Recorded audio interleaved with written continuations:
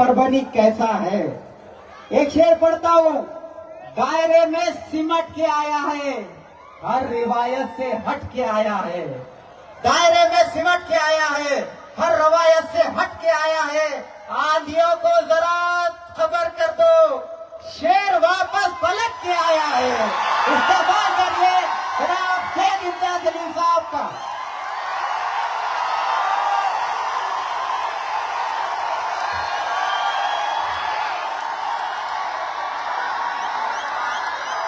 रास्ते में अस्सलाम वालेकुम व रहमतुल्लाहि व बरकातहू। स्टेज पर मौजूद मजलिस इत्तेहादुल मुस्लिमीन के हमारे क़ायद जनाब बैरिस्टर असदुद्दीन अवैसी साहब, इम्तियाज जलील साहब, सलाम वालेकुम। हमारे परभनी के जिम्मेदार जनाब गौसैन साहब, वारिस पठान साहब और मजलिस के तमाम जिम्मेदारान, नौजवान, मेरे भाइयों साथियों, जरा बोलने दीजिए।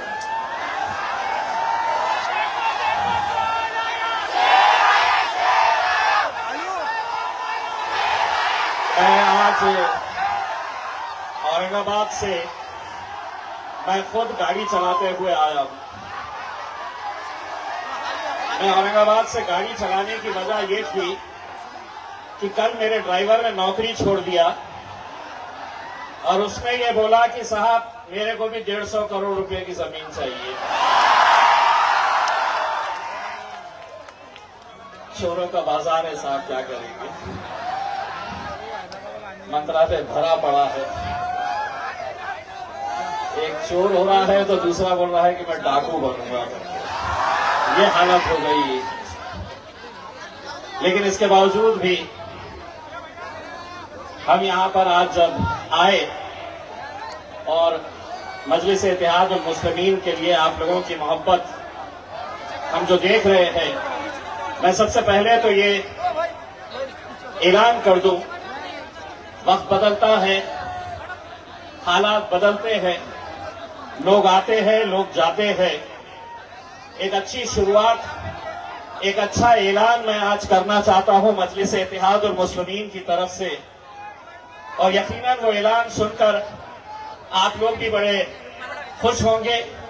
और मेरी आप लोगों से दरखास्त है कि जब ये ऐलान होगा, मैं मेरे सदर, मेरा गुरूर जनाब बैरिस्टर असदुद्दीन अवैसी साहब की मौजूदगी में और उनकी रजामंदी से एक ऐलान करने के लिए जा रहा हूं कि मुंबई हमारे लिए बहुत अहम जगह है। मुंबई में मुसलमानों की क़यादत करने वाला कोई लीडर नहीं है, वहां पर कोई आवाज उठाने वाला नहीं है।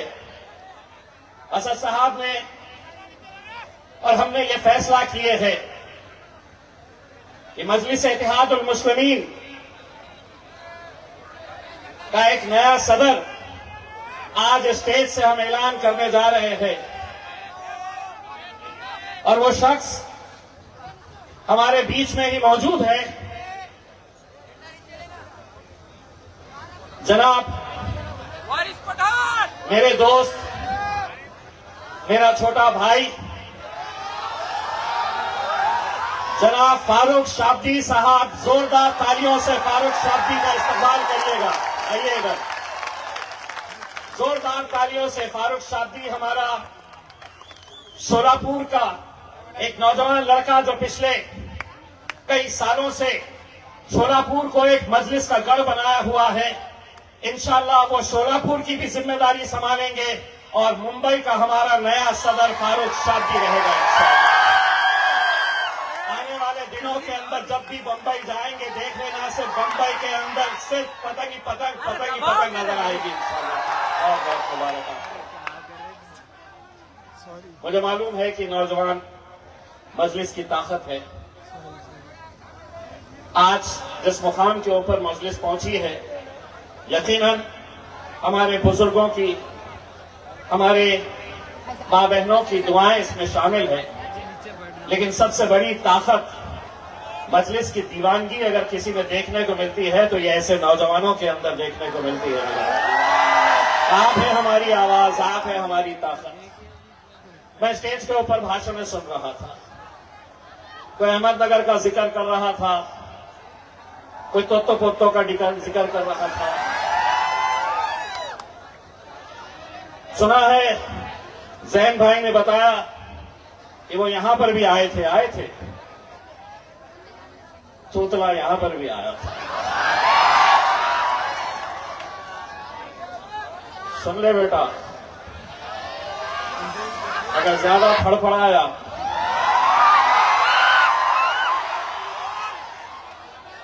वीडियो भूल गया है क्या? निकाले?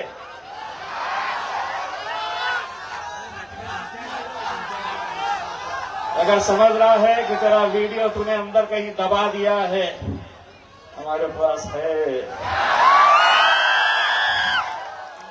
अपने हद में रहे तो हम भी हद से बाहर जिस दिन निकलेगा तो हमें भी मालूम है कि जवाब कैसे दिया जाता है। किसी ने जिक्र किया इत्तू से एक पिल्लू का।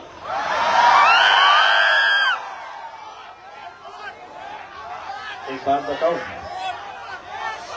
बताओ, किसी को बोलना नहीं, मेरे सदर साहब अगर खड़े रहे ना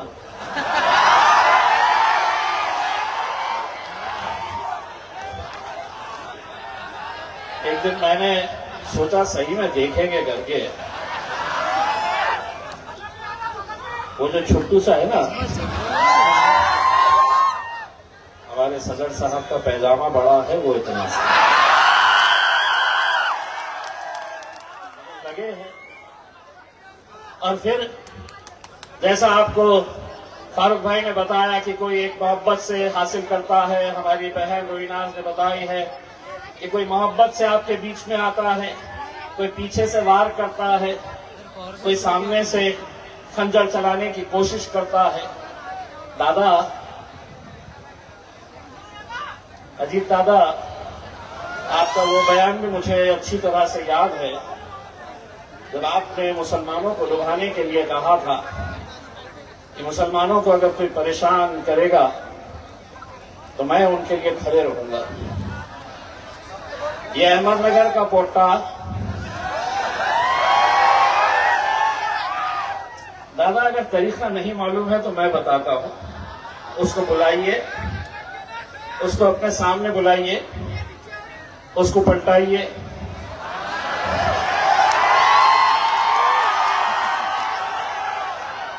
पलटाने के बाद क्या करिए?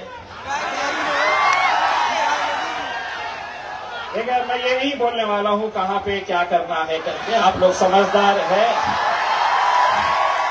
लात कहां मारना है।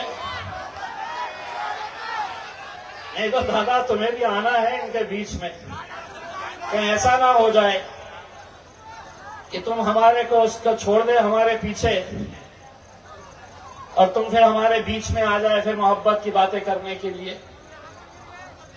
दोस्तों, जब मैं यहां पर आ रहा था, बहुत सारे मुसलमान लीडरों के होर्डिंग्स और पोस्टर्स देखा हूं। महाराष्ट्र के उप मुख्यमंत्री एकनाथ शिंदे की शिवसेना के साथ जुड़े हुए। एक बात याद रख लीजिएगा, जो कोई भी उनके साथ खड़ा है, जो कोई भी उस पार्टी के अंदर है, अपने जहन में यह बात डाल दीजिए, जो अपने नबी का नहीं हुआ है वो किसी का नहीं हो सकता है, किसी का नहीं हो सकता है। वरना यही है, यही वो लीडर है, यही वो नेता है। जब मेरे आका हुजूर अकरम सल्लल्लाहु अलैहि वसल्लम के खिलाफ गुस्ताखी की गई थी तो उन्होंने जाकर उस महाराज के पीठ पर हाथ थपथपाते हुए उसको ये कहा था कि हम तुम्हारे पीछे खड़े हैं, उस दिन हमने सोचा था कि कहीं ना कहीं मुसलमानों की गैरत जागेगी, कहीं ना कहीं उन्हें यह एहसास होगा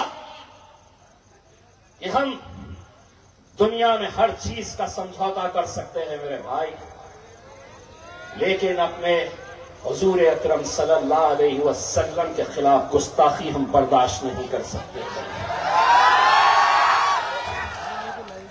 और याद रखिए, जो लोग उनके साथ खड़े हैं, उनके पार्टी के अंदर है, गुस्ताख रसूल सिर्फ वो महाराज नहीं है, गुस्ताख रसूल एकनाथ शिंदे नहीं है, बल्कि वो तमाम मुसलमान हैं जो उस गुस्ताख रसूल के साथ खड़े हुए हैं। इतना गिर जाओगे सिर्फ एक ओहदे के लिए, सिर्फ अपनी अहमियत जताने के लिए, कुछ ठेका मिल जाएगा, कुछ कॉन्ट्रैक्ट मिल जाएगा, बस यही लालच है। लेकिन मेरे भाई, मुझे मालूम है मजलिस को महाराष्ट्र के अंदर खत्म करने के लिए कैसे इन सभी लोगों ने हाथ मिला लिए थे, चाहे वो मुझे हराने की बात हो या फारूक शादी को या वारिस पठान को हराने की बात हो, सभी एक साथ मिलकर आ गए थे। वो ये समझ रहे थे कि इसे गिरा दो, इसे खत्म कर दो, ये हार जाएगा तो मजलिस खत्म हो जाएगी। जब तक सूरज चांद रहेगा मजलिस जिंदा रहेगी मेरे भाइयों। बोले ये नहीं बोलना, वो नहीं बोलना, समझे कि इम्तियाज जलील गिर गया, खत्म हो गया। अरे तुमने गिराकर अपनी खुद की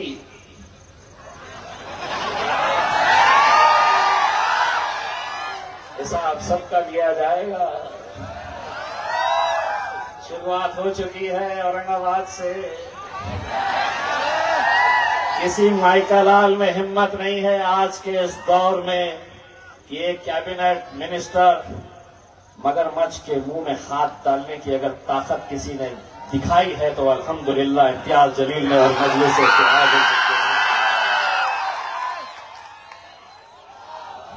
सब दिखा दिया, सब दिखा दिया, सब बता दिया।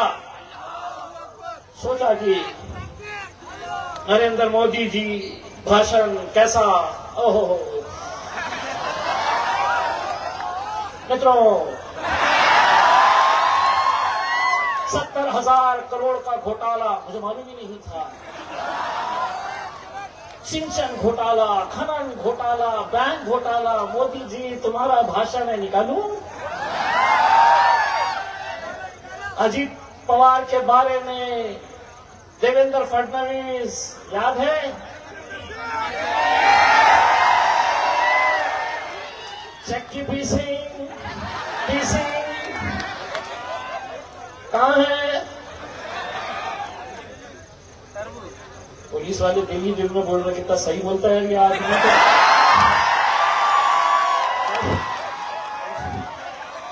हमारे मंत्री है, लेकिन बात सही है। और मैं इसलिए बोलता हूं, मैं इसलिए सच बोलता हूं कि तुम्हारे सोच के सांचे में ढल नहीं सकता, जबान काट लो ये लहजा बदल नहीं सकता।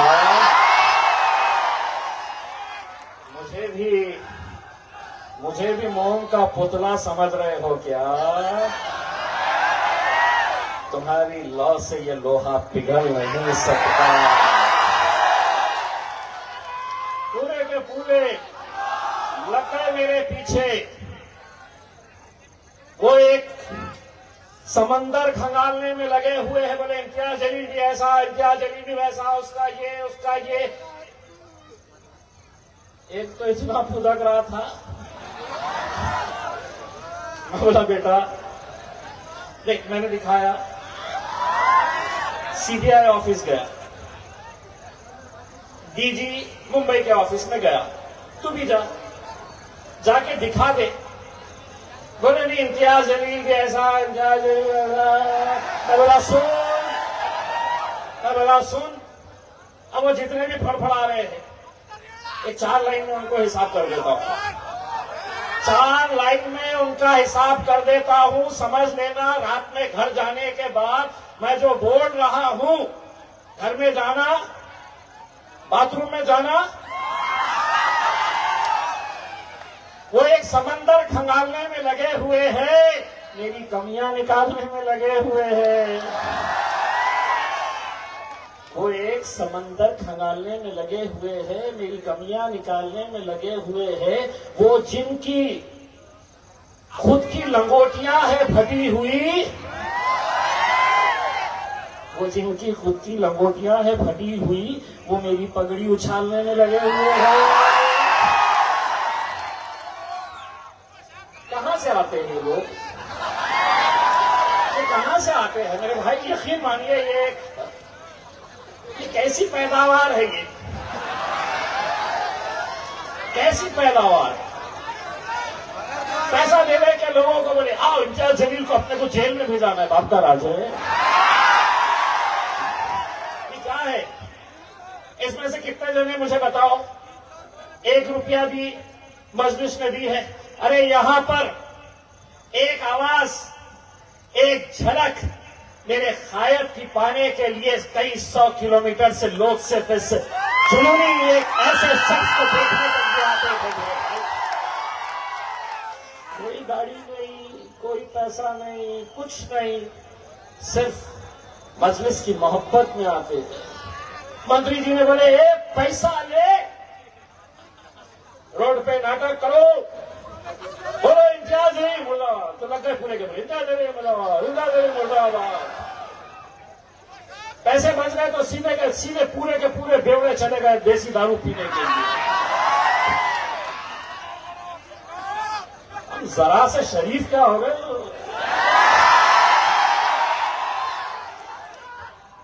लेकिन वारिस भाई अपने बोलते हैं ना, वारिस भाई क्या है वो अपन?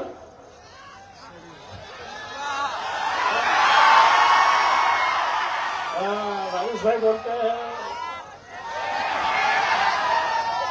मेरे भाई, मैं आप लोगों से सिर्फ इतनी इल्तिजा करने के लिए आया हूं, और महाराष्ट्र के सदर की हैसियत से ये आज हम ऐलान कर रहे हैं कि परभनी